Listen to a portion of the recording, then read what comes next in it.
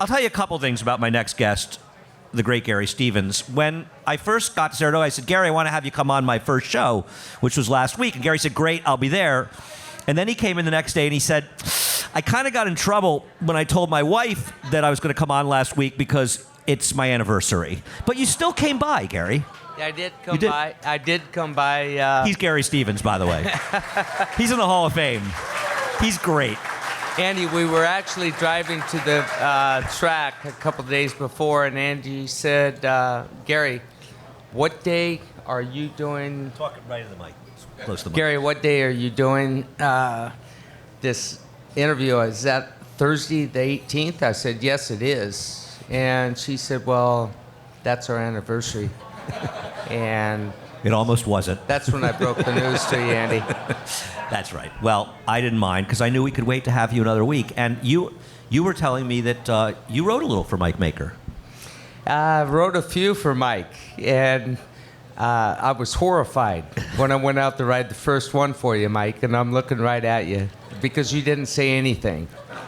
There was not even a yes, no, or anything. And I think I'd written about my fifth one for you, and I asked Jay Fedor, I said, does this guy not like me? He said, no, he's just like that. And so I walked out into the paddock, I think the sixth one, and I said, anything special, boss? You're the Hall of Famer. That's all I got. Well, those are instructions. You got more words out of Mike Maker than I ever heard in the paddock with instructions. He's a good listener. So you having fun up in Saratoga? Yeah, I'm having a blast. I mean, we've lost 2 days in the first 3 weeks, which is unfortunate, but the weather up here is crazy, which is part of what I love. Somebody told me we're thinking about, my wife's out there looking at me, but we're thinking about getting a place up here. And it's so unpredictable. This weather that jumped up today that caused the cancellation of the racing, none of us saw it. My weather phone went off and gave me a warning about 10 minutes before, and but that's Saratoga. It was crazy, but it is Saratoga. It does. As I said, I think on Twitter, that Saratoga weather makes a crazy person even crazier. So I was reading up on you today. Your mom was a rodeo queen? Yeah, she was. What is a rodeo queen exactly? Well, actually, my dad was a city boy. Caldwell, Idaho, mom and dad, both of them, they were high school sweethearts, and had an uncle that was a jockey, lap and tap races, Ontario, Oregon, used to ride. And my grandpa, he was a dairy farmer, and dad knew nothing about racehorses. And my grandfather and my mother were who taught him about horses, and he fell into it, and he had a niche. And the rodeo queen, mom was Miss Rodeo Idaho, first runner-up, barrel racer. Mom could ride. Really? That's Yeah. awesome. And your brother rode before, your brother Scott, right? He's older than you and rode first? He rode before me, and he's still riding now. Yeah. He won 2 stake races up at Really? Emerald Downs last weekend. That's and awesome. Very proud of him. He turns 59 years old October 6th, and he is my idol. That's awesome. And I've always tried to please my dad and my brother, and he is my idol. Now, how much did the two of you ride against each other? We rode a lot. Actually, the only reason I ever left Boise, Idaho is because I was the second son. I was Scott's little brother, and I was always going to be Scott's little brother. And I got an opportunity to go to Portland Meadows in the fall of 1980. I went up, and I met some people and started winning some races. I married into the Bays family. All 4 of my children are first cousins and nephews of Russell Bays, Mike Bays, Gary Bays, great racing family. And from there, things just blossomed. I got really lucky, and in 1984, I'd spent 82 and 83 at Bay Meadows during the wintertime because there was no racing in the Northwest. And in 1984, my agent, Ray Cravagna, At the time, he said, let's go to Southern California. We've got a bunch of people going down there with horses with conditions. We can do some good. And we'll just spend the winter. And that working vacation over the wintertime wound up lasting about 40 years. And pretty great years they were. Yeah, and Andy, I know you're running this show, but No. Do whatever you want. You're in charge. You're the boss here, Gary. My first time coming up here was I was riding a horse named Hilco Scamper that still to this day was one of the fastest sprinters that I ever rode. I won the Hollywood Juvenile Championship on him by 10 lengths under a pole. He ran 109 and change as a 2-year-old. He was a freak. And He came here? yes, I wound up, I went and rode him in the sapling at Monmouth Park when the times were different. That was a huge race. And he back then. won the sapling. I won the sapling, I think, by 9 lengths on him. He came up for the hopeful, and it poured down rain like you've never seen, like it did today, only not as much, but bad enough. Turned out he couldn't stand up on the rain in the mud, and I ran last that day. I was a 2-5 favorite. I vaguely remember this. Yes. What year was this? Late 80s? That would have been 1985. Okay. And that's when I knew I'd kind of hit the big time a little bit, because my brother-in-law, Gary Bays, had broke his maiden at Long Acres Racecourse. He went to Bay Meadows, second out of his life, and won a stake race. And by 10 lengths, Russell Bays rode him. And Mike Chambers, the trainer, brought him down for the Hollywood Juvenile, took both them off and put me on. Wow. And I said, this might be all right. And I literally, I've never, ever won a race of that caliber with my feet in the dash thinking about the next one. That's what started to teach me, think about the next one at the 8th pole. And some good horse after that. Now, when you won the Derby in 1988 with Winning Colors, how many mounts had you had in the Derby up to that point? My first Derby was 1985 on a horse named Tanks Prospect for Wayne. Yeah.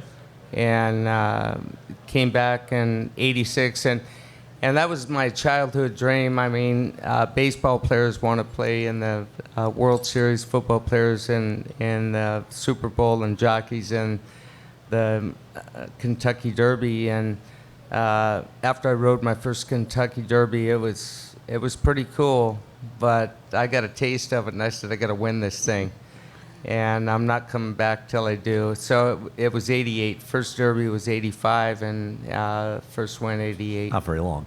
Most people wait longer than that. Now, Winning Yeah. Colors, what is it like? You're in front with Winning Colors at the 8th pole in the Derby. What is the feeling?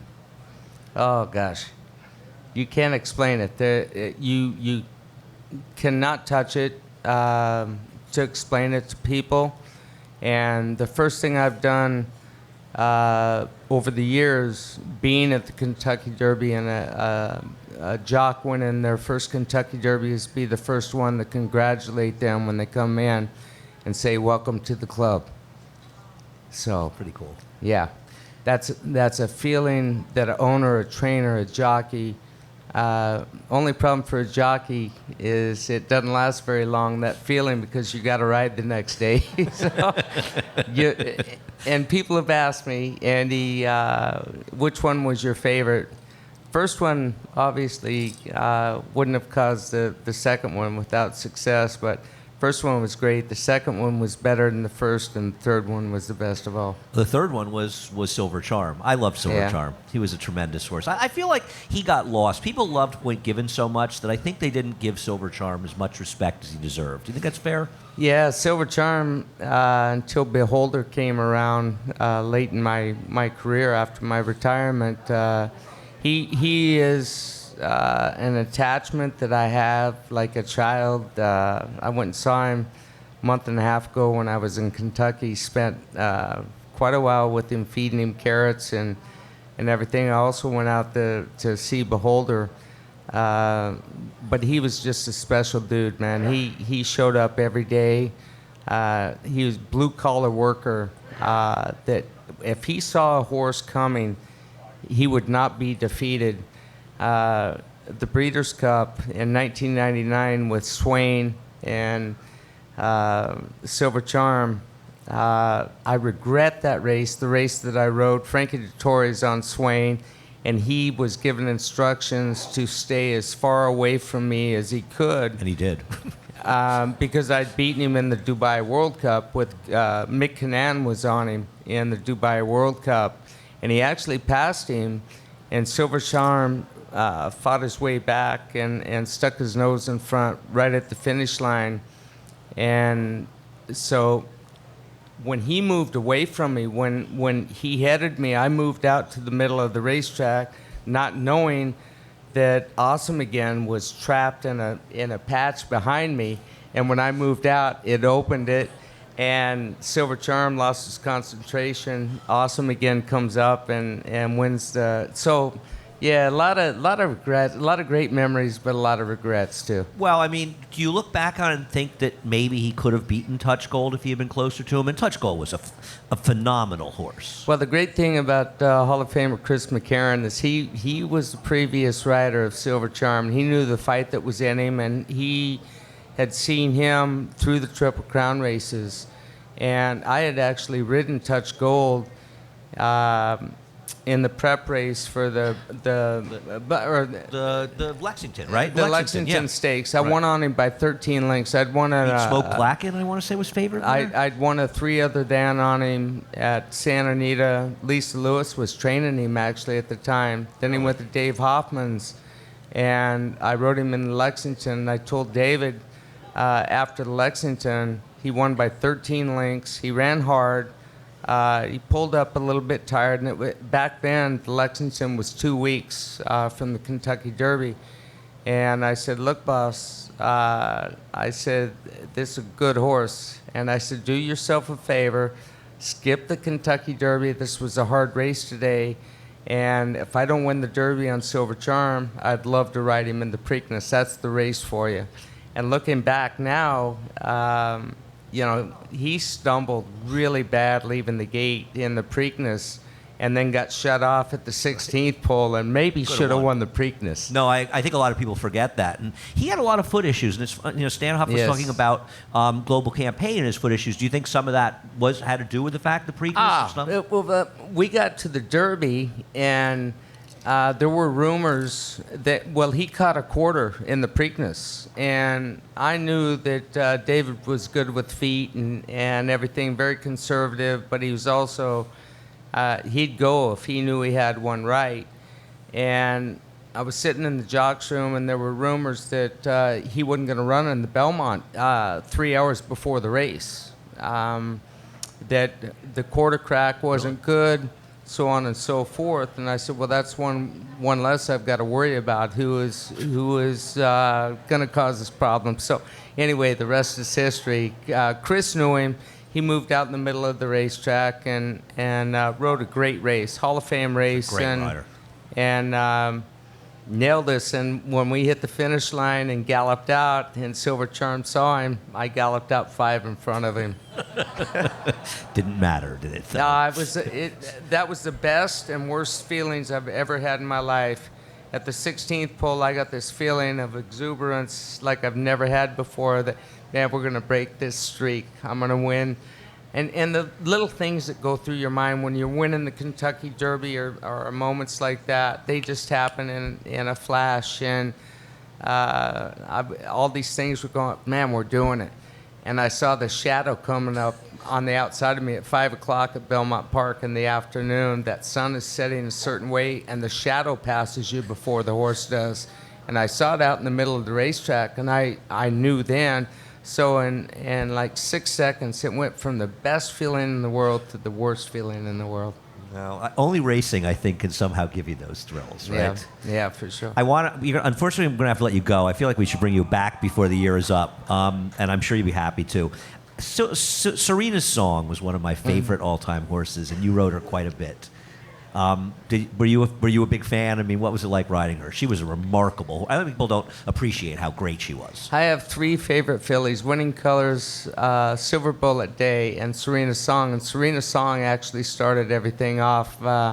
First time I rode her, going 6.5 furlongs as a maiden, and she had a breathing problem. She would entrap, and that's where the Serena song bit depressor came from. Wayne invented it, but she was running, going a mile and 16th, the maiden special weight, and Corey Nakatani was available, but Farmaway was running back here for Wayne, and my agent at the time asked me, he said, what do you want to do? You want to ride Farmaway? You want to stay here for the maiden? I said, she can't go a mile and 16th in a horse trailer. She won by 16 lengths that day. I never got on her. I never got on her. It was actually 1995. I never got on her until the Black Eyed Susan. She was in the Kentucky Derby that I won on Thunder Gulch. Yeah. And then I was with her for a long, long time. She was quite a horse. She won the was Haskell, right? so special. Saw something on Twitter yesterday. She's 27 years old right now. Great article in TDN yesterday. She's fit, she's happy, and I got to go to Denali Stud and pay my tributes to her. Gary, thanks so much for joining us. Thanks, Andy. Gary Stevens.